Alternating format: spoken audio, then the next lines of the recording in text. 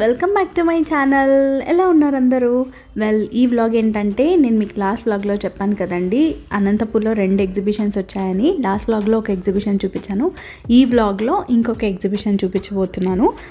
Already చూసిన వాళ్ళు మీ memories recall చేసుకోవడం కోసం ఈ వ్లాగ్ చూడండి. అయ్యో ఈ ఇయర్ అనంతపూర్లో ఎగ్జిబిషన్ చూడలేకపోయామే అనుకున్న వాళ్ళు ఈ వ్లాగ్ చూడొచ్చు. నా కళ్ళతో నేను చూసే అందమైన ప్రపంచాన్ని మీకు కూడా చూపించడం కోసమే నేను ఇలాంటి వ్లాగ్స్ షూట్ చేస్తూ ఉంటాను. నేను, మా అమ్మ, వజ్ర అండ్ అలాగే మా ఫ్రెండ్స్ కలిసి మేము ఎగ్జిబిషన్కి వెళ్ళాము. బయట అయితే నార్మల్గా అన్ని ఎగ్జిబిషన్స్లో ఎలా ఒక థీమ్ లాగా పెడతారో ఇక్కడ కూడా అలానే పెట్టారు. లోపలికి వెళ్ళేంత వరకు తెలియదండి నాకు ఇక్కడ ఏముండబోతోందో. సేమ్ లాస్ట్ ఎగ్జిబిషన్లో లాగే బయట ఇలా ఫోటో ఫ్రేమ్స్ అన్నీ పెట్టారు. లోపలికి వెళ్ళగానే లిటరల్లీ నేను చాలా భయపడ్డానండి. మీరు థంబ్నెయిల్లో చూసినట్టే నాకు పర్టికులర్గా కొన్ని మ్యామల్స్ అన్నా రెప్టైల్స్ అన్నా చాలా భయం ఉంటుందండి. ఎంటర్ అవ్వగానే స్టార్టింగ్లోనే ఒక బాక్సెస్లో ఇలా స్నేక్స్ అన్నీ పెట్టారు. ఎంత భయపడ్డానంటే మా మమ్మీ అయితే లిటరలీ అసలు ఇంకా అక్కడి నుంచి వెళ్ళిపోతుంది అనమాట. చిన్నప్పటి నుంచి చాలా భయం. అలా ఎందుకు జనాల్ని భయపెట్టడానికి అలాంటివి పెడతారో నాకైతే అర్థం కాలేదు. కొంతమంది ఎంజాయ్ చేస్తున్నారు అక్కడ నిలబడి ఫొటోస్ తీసుకుంటూ. అలా స్టార్టింగ్లో అవి చూడగానే ఎగ్జిబిషన్కి వెళ్ళాలన్న మూడే పోయింది. మూవీస్లో కనిపించినా నేను కళ్ళు మూసుకోవడం కానీ లేకపోతే అక్కడి నుంచి లేచి వెళ్ళిపోవడం కానీ అలా చేస్తూ ఉంటాను. మైండ్ని కొంచెం డైవర్ట్ చేసుకొని ఇంక అలా ముందరికి వెళ్ళగానే చిన్న బర్డ్స్, బుజ్జి ర్యాబిట్స్ అలా చాలా బాగా అనిపించాయి. లాస్ట్ ఇయర్ రకరకాల ఫిషెస్ ఎలా పెట్టారో ఎగ్జిబిషన్లో ఈ ఇయర్ రకరకాల బర్డ్స్, చిన్న పెట్ యానిమల్స్ అన్నీ పెట్టారనమాట. ఎక్కువ జనాలు ఉండడం వల్ల నేను ఒక్కొక్క దాని దగ్గర ఎక్కువసేపు నిలబడి షూట్ చేయలేకపోయానండి. జస్ట్ అన్నీ కవర్ చేయడానికి ట్రై చేశాను. అండ్ ఇంకా ఇలా కేజెస్లో అయితే పావురాల్ని అండ్ రకరకాల పక్షులు ఉంటాయి కదా వాటన్నిటిని పెట్టారు. ఈ చిన్న చిలుకలు అయితే ఎంత బాగున్నాయో. దానికి తగ్గట్టు దాని కేజెస్ పక్కన ఇలా గ్రీనరీ, వాటర్ ఫాల్స్ వచ్చేలాగా ఇలా వాల్ పేపర్స్ పెట్టారనమాట. కొన్ని అయితే భలే ఉన్నాయండి. అసలు మనం ఎప్పుడు చూసిండాం అలాంటి బర్డ్స్ అన్నీ ఇలా కేజెస్లో పెట్టారు. పిల్లలైతే బాగా ఎంజాయ్ చేస్తారండి. ఎవరికైతే ఇలాంటి బర్డ్స్ అండ్ ఎనిమల్స్ చూడడం ఇంట్రెస్ట్ ఉంటుందో. మా వజ్ర దీనికి ఆపోజిట్లేండి. స్కూల్లో చెప్పించేప్పుడు ఇది ఆ బర్డ్, ఇది ఈ బర్డ్ అని నేమ్స్ అలా తెలుసు, కానీ ఇలా బయట రియల్గా బర్డ్ కనిపిస్తే మాత్రం అంత ఎగ్జైట్ అయ్యి ఏం చూడు, బర్డే కదా అన్నట్టు ఫీల్ అవుతుంటాడు అనమాట. ఇంకా మీకు తెలిసిన విషయమే కదా మా వజ్రకి ఏం ఇంట్రెస్టో, గన్స్, కార్స్ అలాంటివి ఇంట్రెస్ట్ అనమాట. చూడండి ఈ వ్లాగ్ స్కిప్ చేయకుండా ఎండ్ వరకు మీకు ఇంకా చాలా చూపిస్తాను. ఈ వ్లాగ్లో ఎంత బాగా చిన్న బౌల్స్లో ఇలా ఒక్కొక్క బౌల్లో ఒక్కొక్క రకమైన ఫిష్ని వేసి ఎంత బాగా పెట్టారనిపించింది నాకు. ఈ ఎగ్జిబిషన్స్ మెయింటైన్ చేసే వాళ్ళకి చాలా ఓపిక ఉండాలండి బాబు. అసలు ఇలాంటివన్నీ పెట్టి వాళ్ళు మళ్ళీ జాగ్రత్తగా ఎవరిని టచ్ చేయనీకోకుండా అక్కడ ఒక మనిషిని పెట్టి అలా మెయింటైన్ చేయాలంటే చాలా కష్టం అనిపించింది. ఇంకా అవన్నీ చూసేసి అలా బయటికి వచ్చామంటే మనకు కనిపించేవి అన్ని ఎగ్జిబిషన్లో ఉండేలాగే లేడీస్కి సంబంధించిన బొట్టు బిళ్ళలు, రబ్బర్ బ్యాండ్స్, హెయిర్ బ్యాండ్స్ అలా రకరకాల స్టాల్స్ అన్నీ ఉంటాయి. తర్వాత పిల్లలకి సంబంధించిన బొమ్మల స్టాల్స్ అన్నీ లేడీస్కి సంబంధించినవే ఉంటాయండి ఎక్కువ. కిచెన్కి సంబంధించిన స్టఫ్ అన్నీ ప్లాస్టిక్ ఐటమ్స్ అలాంటివన్నీ దొరుకుతాయి. అలా కొంచెం ముందరికి వెళ్ళామంటే ఇంకా మన ఇంట్లోకి ఆ పచ్చళ్ళని, ఆ వడియాలని, రకరకాల జల్లీలని, ఊరగాయలని, అప్పడాలని, వడియాలని అలాంటివన్నీ అమ్ముతూ ఉంటారు. ఇందులో ఇంకా కొంచెం ఎక్కువ స్టాల్స్ అనిపించాయి నాకు. ఇంకా అలా ముందరికి వెళ్ళామంటే ఒక స్టాల్లో ఏమో 10 బెలూన్లు గోడకు పెట్టి గుండు పిన్నులు ఇచ్చి కొట్టమంటాడండి. దానికి కూడా మనమే డబ్బులు పే చేయాలన్నమాట. ఇంకా అలా ముందరికి వెళ్ళామంటే అన్ని ప్లాస్టిక్ డబ్బాలన్నీ ఇలా ఒకదాని మీద ఒకటి పెట్టి బాల్స్ ఇచ్చి కొట్టమంటాడు. ఇంకా అలానే ముందరికి వెళ్ళామంటే బో అండ్ ఆరో చేతికిచ్చి ఇలా దేన్నో ఒక వస్తువుని కొట్టమంటాడు. దానికి కూడా మళ్ళీ మనమే రివర్స్లో డబ్బులు పెట్టాలన్నమాట.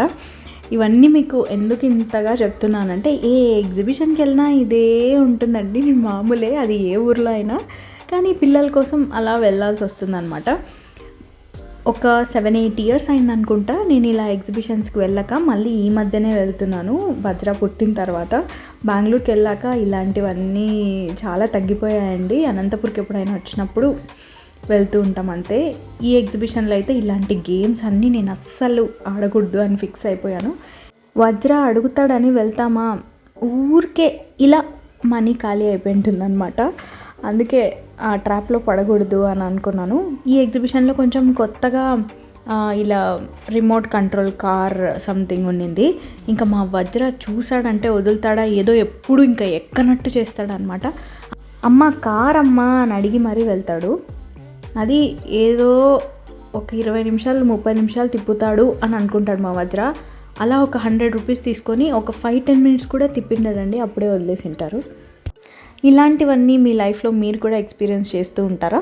ఇన్ కేస్ ఎస్ అయితే కమెంట్స్లో నాతో షేర్ చేసుకోవడం అసలు మర్చిపోద్దండి. ఎందుకంటే నేను చేసే ఆల్మోస్ట్ అన్ని వ్లాగ్స్లో మీరు కూడా ఎక్కడో చోట ఏదో ఒక రకంగా రిలేట్ అవుతూ ఉంటారు అని నేను అనుకుంటూ ఉంటాను.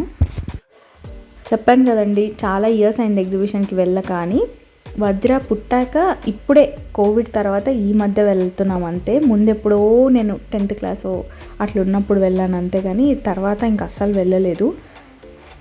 ఎగ్జిబిషన్ అంటే నాకు గుర్తొచ్చేది పెద్ద అప్పడం, తర్వాత మిరపకాయ బజ్జీలు ఇలాంటివి అనమాట. చిన్నప్పుడు మా డాడీని అడిగితే భలే తిట్టేవాడు మమ్మల్ని.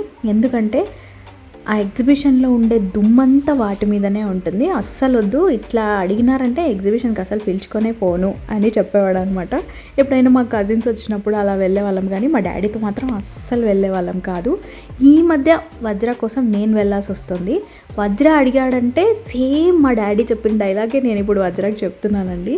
కానీ ఇంకా ఇక్కడ ఆ రోజు ఎందుకో అనిపించింది, అందరు తింటూ ఉంటే ఇంకా మనం కూడా ఊరికే ఉండలేం కదా, అలా పక్కన వాళ్ళు తింటా అంటే మనకి తినాలనిపిస్తుంది. సో చాలా ఇయర్స్ తర్వాత ఈ ఎగ్జిబిషన్లో పెద్ద అప్పలం ట్రై చేసాం. అది కూడా అందరం కొంచెం కొంచెం. చిన్నప్పుడు అంటే ఇప్పట్లాగా ఇలా కార్పెట్స్ వేసి అలా అంతా నీట్గా ఏం మెయింటైన్ చేయరండి. ఎగ్జిబిషన్ అంటే ఫుల్ దుమ్ము దుమ్ము ఉండేది. ఇప్పుడు కొంచెం నీట్గానే అనిపించింది కాబట్టి తిన్నాము. అసలు ఆ అప్పడాలకి ఎంత డిమాండ్ అంటే చూస్తున్నారా, అక్కడ అన్నీ రెడీమేడ్గా అప్పడాలు చేసి పెట్టారు కదా, అసలు ఒక 10 మినిట్స్లో మొత్తం ఖాళీ అండి. అదేంటో మరి జనాలకి అంత పిచ్చి. అది కూడా గొడ్డు కారం, వాటిపైన పొడి కారం ఇలా వేసింటారు. తినే అప్పుడు దగ్గుకుంటూ అయినా ఇంకా తినాలనిపిస్తుంది అనమాట. అది అంత పిచ్చి. నాకైతే పర్సనల్గా ఇలా జైంట్ వీల్స్ అన్నా ఇలా బ్రేక్ డాన్స్లు అన్నా చాలా భయం అండి. నా వ్లాగ్స్ చూసే వాళ్ళకి తెలిసే ఉంటుంది. మా వజ్రాన్ని ఎలా ఎక్కించాలబ్బా ఇంతగా అడుగుతున్నాడే అని అనుకుంటూ ఉన్నాం నేను మా అమ్మ. ఇంకా మా ఫ్రెండ్స్ మేము తీసుకెళ్తామని వజ్రాన్ని తీసుకెళ్ళాడు. అసలు నేను భయపడే దాంట్లో ఒక 5% కూడా వజ్ర భయపడలేదండి. నేను షాక్ అయ్యాను. మీరు ఇక్కడ నెంబర్ 3లో వజ్రాన్ని చూడొచ్చు, ఎంత హ్యాపీగా కూర్చున్నాడో అసలు. నేనైతే లిటరలీ వజ్రాకి చెప్తున్నాను, నో జైంట్ వీల్, నో భయపడతావు, కళ్ళు తిరుగుతాయని. కానీ తనకి అసలు ఎంత ధైర్యం వచ్చేసిందో చూస్తున్నారో, ఎంత హ్యాపీగా వస్తున్నాడో బయటికి. నేను ఇక్కడ అడుగుతున్నాను తనని, హౌ ఈజ్ యువర్ ఫీలింగ్, ఎలా ఉండింది అని అంటే చాలా బాగుంది అని ఇలా చూసారా థమ్స్ అప్ చూపిస్తున్నాడు. వజ్రం మా ఫ్రెండ్స్ని అస్సలు వదలలేదు. అన్న ఆ రైడ్కి వెళ్దాం, ఈ రైడ్కి వెళ్దాం అని ఎగ్జిబిషన్లో ఉన్న అన్ని రైడ్స్ తీసుకెళ్తున్నాడు. ఇంకా లాస్ట్కి నేను ఒక్క రైడ్ వెళ్ళానండి. ఇది పెద్ద కళ్ళు తిరగవు అని నాకు తెలుసు, ఎందుకంటే లాస్ట్ ఇయర్ కూడా వెళ్ళాను కాబట్టి. జస్ట్ ట్రైన్ ఇలా వెళ్ళి అలా వస్తుంది అంతే.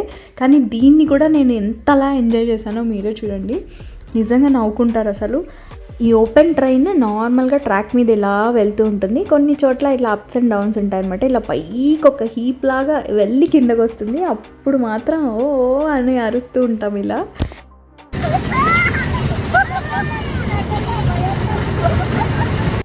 ఇలా ఏవైనా వెళ్ళానంటే రాజాని మాత్రం భలే మిస్ అవుతానండి నేను. ఎప్పుడు తను బెంగళూరులో బిజీగా ఉంటారు, నేను వజ్రనే ఇలా మమ్మీ వాళ్ళ ఇంటికి వెళ్తాం కదా, అప్పుడు తను వస్తే బాగుంటుంది అని వజ్ర నేను అనుకుంటూ ఉంటాం. అమ్మ నాన్నని మిస్ అయ్యానమ్మా నేను అని అంటాడు వజ్ర. మళ్ళీ బెంగళూరుకి వెళ్ళాక వాళ్ళ నాన్నకు వెళ్ళి ఈ వీడియోస్ అన్నీ చూపించాడు అనుకోండి, ఈసారి వెళ్దాం నాన్న, మనం ఈసారి బాగా ఎంజాయ్ చేద్దాం అని చెప్తూ ఉంటాడు. ఎప్పుడు ఫైర్ పాన్ అని అలా తింటూ ఉంటారండి. చాలా చోట్ల గమనించాను నేను. వివిపురం అని ఒకటి ఉంటుంది బెంగళూరులో. నేను మీకు గణేష ఐడల్ మేకింగ్ అని ఒక వ్లాగ్ చేశాను కదా, అందులో వివిపురం ఫుడ్ స్ట్రీట్ చూపించాను అనమాట. అక్కడ దీన్ని చూసాను నేను. అంటే ఈ మధ్య ఏ ఫంక్షన్స్లో అయినా పెళ్ళిళ్ళలో అయినా ఇది తింటూ ఉన్నారనుకోండి, ఈ ఫైర్ పాన్. కానీ ఇది ఫైర్ పాన్ కాదండి, ఏదో బిస్కెట్ అనమాట. చాలా చల్లగా ఉండింది. అది మా ఫ్రెండ్ తింటుంటే నాకు చాలా భయం వేసింది, వామ్మో ఎలా ఎలా అని. తర్వాత ఒక్కసారి తిని చూడక్క అనింది. నేను నోట్లో పెట్టుకోగానే అస్సలు చాలా హ్యాపీగా అనిపించింది నాకు. అది మనకు తెలియదు కదా అది ఎలా ఉంటుందో, అందుకే నేను ఇట్లా సెల్ఫ్ వీడియో షూట్ చేసుకొని చూశాను. ఇలాంటివి ఏమైనా డిఫరెంట్గా అప్పుడప్పుడు ట్రై చేస్తూ ఉండండి, లైఫ్ చాలా థ్రిల్లింగ్గా బాగుంటుంది. వజ్ర కూడా ఎంజాయ్ చేశాడనమాట. ఏం లేదండి, నార్మల్ మనకి ఇట్లా వేఫుల్ బిస్కెట్ వస్తుంది కదా, అది చాలా కోల్డ్ ఉంటుంది. సమ్ గ్యాస్ ఏదో వేస్తారనుకుంటా దాంట్లో, దానివల్లే పొగ వస్తుంది అది నోట్లో పెట్టుకోగానే. సో అలా దాన్ని ఫస్ట్ టైం ట్రై చేశాను నేను. చాలా బాగా అనిపించింది ఎక్స్పీరియన్స్. చెప్పాను కదండి, వజ్ర ఇంకా మా ఫ్రెండ్స్ని అసలు వదలలేదని అన్ని రైడ్స్ ఎక్కి తిరుగుతూనే ఉన్నాడు. ఇంకా నేను మా అమ్మ అక్కడే నిలబడుకొని చూస్తున్నాం కాసేపు. ఇంకా బోర్ కొట్టి అలా బయటికి వెళ్ళి అక్కడ అన్నీ స్టార్టింగ్లో ఫొటోస్ పెట్టారు, చూపించాను కదా మీకు. యూజువలీ మా అమ్మ అంత ఫోటో ఫ్రీక్ కాదు, కానీ అవన్నీ చూడగానే ఎందుకో ఫొటోస్ తీపించుకోవాలి అని అనిపించిందంట. అది కూడా క్రియేటివిటీగా అలా 2-3 ఫొటోస్ తీసాను మా అమ్మకి. మా ఈ చిన్న హ్యాపీనెస్లో మీరు కూడా ఒక పార్ట్ అయినందుకు చాలా హ్యాపీగా ఉందండి. Thank you so much for watching this vlog. మీకు నచ్చితే లైక్ చేయండి, షేర్ చేయండి, ఎలా అనిపించిందో కమెంట్ చేయండి. ఇంతవరకు నా ఛానల్ని ఎవరైనా సబ్స్క్రైబ్ చేసుకోకుండా చూస్తుంటే వెంటనే సబ్స్క్రైబ్ చేసుకొని పక్కనే ఉన్న బెల్ ఐకాన్ని హిట్ చేసి ఆల్ అని క్లిక్ చేయండి. నేను ఇలా వీడియో పెట్టగానే అలా నోటిఫికేషన్ వస్తుంది. మరి ఒక మంచి వీడియోతో మీ ముందుకు వస్తాను. Until then keep smiling, take care, bye bye, thank you so much.